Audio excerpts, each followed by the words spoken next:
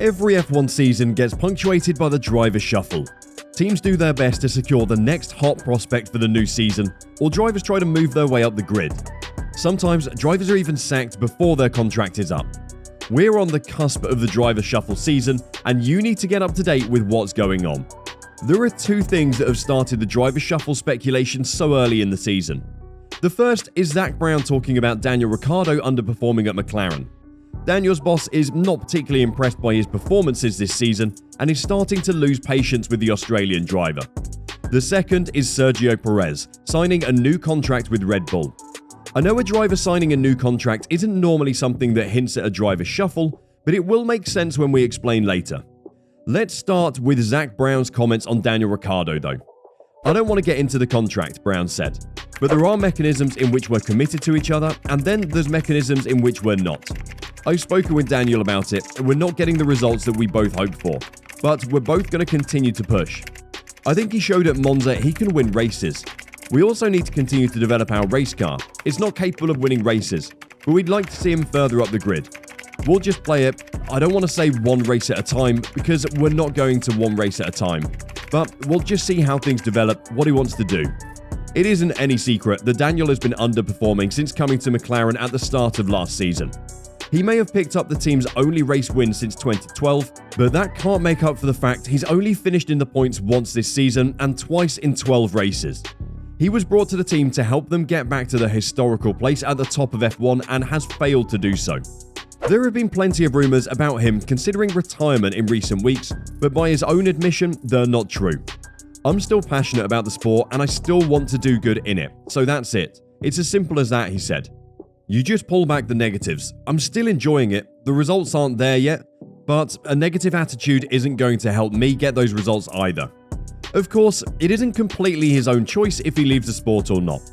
If McLaren decide to not keep him for 2023, or even after the summer break, then he'll be gone. And with Zac Brown's comments, there is a belief around the sport that he may be on his way out.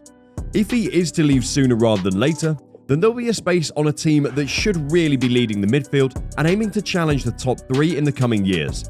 And that is where Sergio Perez's new contract comes in. The Mexican has signed up with Red Bull for another 2 years, meaning that Pierre Gasly's hopes of making it back to Red Bull are going to have to go on hold for at least 3 years. The Frenchman is very well thought of in the sport and will be keen to get himself into a car that can at least challenge for podiums, something that the current AlphaTauri car doesn't seem capable of. A move to McLaren would certainly be the best option available for Gasly at the moment. Alongside Lando Norris, the team would have 2 youngish drivers who are obviously highly skilled. They aren't so young that they can't offer assistance in developing the car though, something that is vital this year, especially due to the new regulations. If the move does happen, it'll be good business for both Pierre and McLaren. Pierre has other options though. Lewis Hamilton has had an awful start to the season by his standards. In fact, it's his worst start to an F1 season ever. From his interviews and team radio, it's clear he isn't happy with the Mercedes car at the moment. The Silver Arrows are unlikely to provide him with a car that can fight for his coveted 8th World Championship title anytime soon. Lewis's contract runs out at the end of the 2023 season, but some people are saying he might go earlier.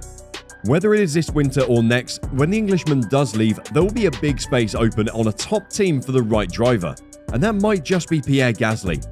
It isn't just the drivers in the sport at the moment that are looking at their futures, it's those outside as well.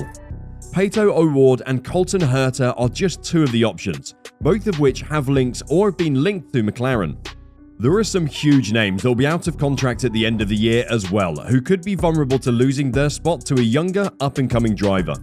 Fernando Alonso and Sebastian Vettel are the big names, but Lance Stroll, both Williams drivers, Mick Schumacher, Yuki Tsunoda, and Pierre himself are all out of contracts.